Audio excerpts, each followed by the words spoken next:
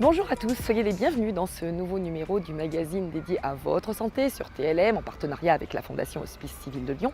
Ce mois-ci, c'est à l'hôpital de la Croix-Rousse que nous nous trouvons dans le service des maladies infectieuses et tropicales pour parler des infections ostéo-articulaires. Bonjour professeur Ferry, donc vous consacrez la majeure partie de votre activité de recherche aux infections ostéo-articulaires, donc aux infections de l'os et des articulations. Alors de quel type d'infection s'agit-il? Alors il s'agit d'infection du squelette, c'est-à-dire une infection d'un os ou d'une articulation. C'est un groupe d'infections très hétérogènes qui peuvent concerner par exemple un sujet jeune après un traumatisme, une fracture ouverte au niveau d'une jambe, ou un sujet plus âgé qui est par exemple une prothèse de hanche ou de genou qui s'infecte et ça pose donc tout un tas de problèmes. Ces infections sont-elles fréquentes et comment sont-elles prises en charge? Alors c'est assez fréquent dans le sens où nous prenons en charge environ 500 nouveaux patients par an. L'origine des CRIOAC, des centres de référence, est en fait une demande à la fois de plusieurs associations et de patients avec des éléments médiatiques qui ont fait que c'est une infection qui est devenue une priorité nationale. Et donc on a un financement du ministère de la Santé qui nous donne ce label et qui nous permet de prendre en charge ces patients réellement de manière multidisciplinaire. Comment cela se passe-t-il? Vous organisez des consultations ensemble? Alors effectivement, le fait de voir le patient ensemble est essentiel pour les prendre en charge de manière multidisciplinaire. Dans certaines situations, on a une atteinte de l'os en profondeur qui peut être liée à une bactérie, qui peut être multirésistante. Donc ça fait appel à des antibiotiques particuliers. La reconstruction de l'os va faire appel au chirurgien orthopédiste. Et parfois cet os est dit exposé, c'est-à-dire qu'il n'y a plus de peau et de sous-peau dessus. Et donc là, ça fait appel à la chirurgie plastique, donc de reconstruction également. Et il faut savoir stratégiquement, pour individualiser la prise en charge, quel est l'ordre de ces différentes chirurgies. Et c'est vrai que c'est parfois assez complexe.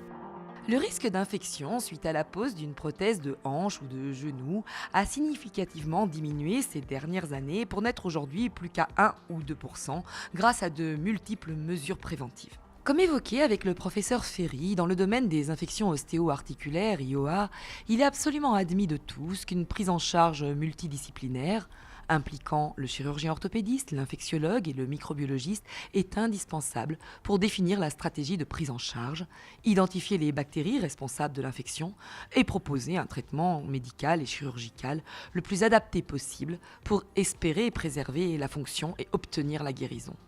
Pour mieux comprendre, rendons-nous à présent dans le service de chirurgie orthopédique.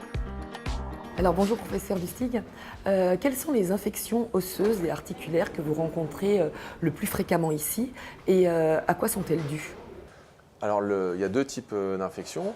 Il y a les infections après les accidents, après la traumatologie, et puis il y a les infections après la chirurgie programmée, comme par exemple la chirurgie prothétique, où finalement il y a un pourcentage d'infections qui est faible, mais vu le nombre de prothèses qui est fait chaque année, fait que le nombre total de gens qui sont concernés finalement reste quand même assez constant. Et c'est quelque chose sur lequel on travaille également beaucoup. On parle souvent des problèmes du traitement de ces infections, mais il faut comprendre que l'infection, elle survient quand même le plus souvent au moment de l'opération, parce que c'est une porte d'entrée pour le microbe. Alors ce qu'on cherche ici avant tout, c'est d'éviter ces infections. Néanmoins, quand on y est confronté, comment les prend-on en charge? On imagine qu'on a une prise en charge très spécifique, dédiée. Alors il y a différents niveaux. Il y a beaucoup de travail qui est fait sur les implants. Après, il y a le traitement. Comment est-ce qu'on traite ces infections? Au niveau des antibiotiques, alors certes, il y a des progrès au niveau des molécules, mais là, c'est plutôt les médecins infectiologues qui travaillent là-dessus.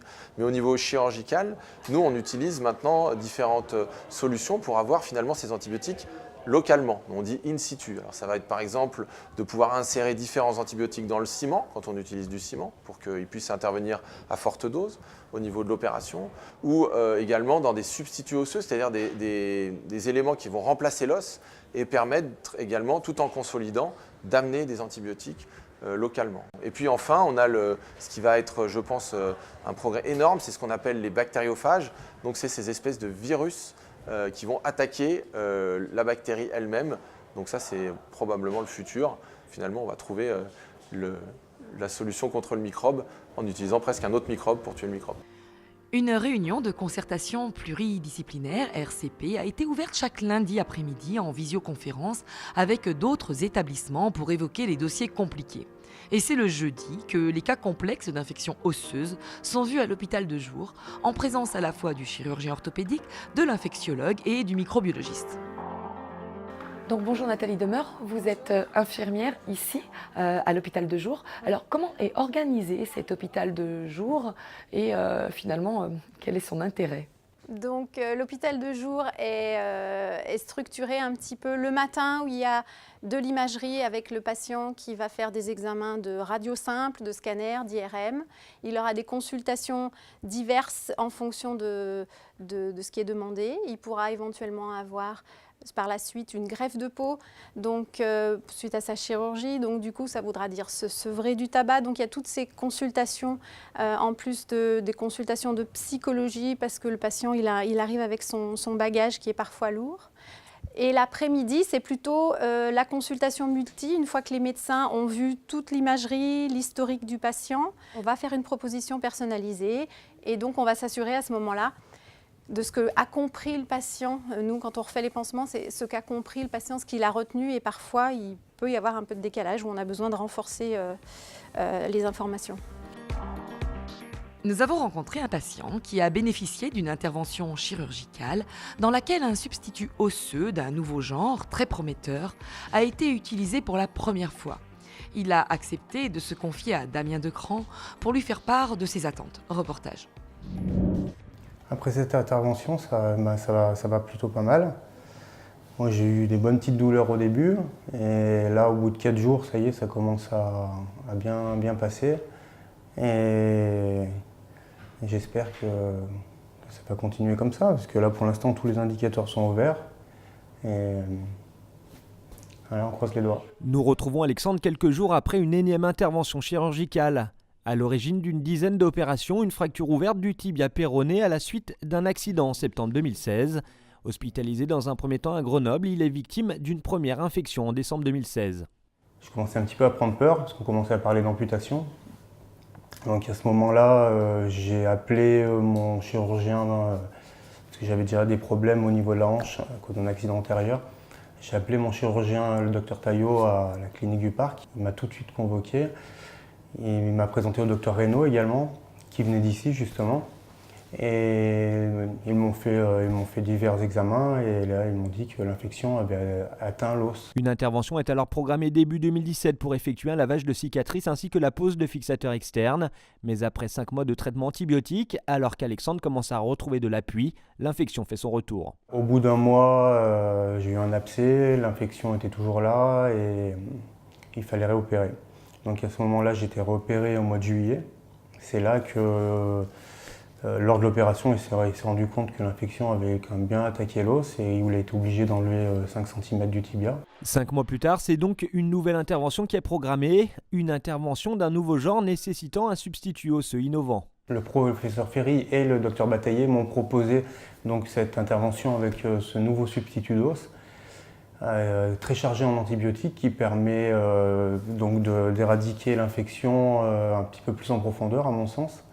Et puis en combinaison avec la macrète iliaque, donc avec de l'os à moi et de l'os de banque, parce que ça faisait une bonne partie d'os à reconstituer.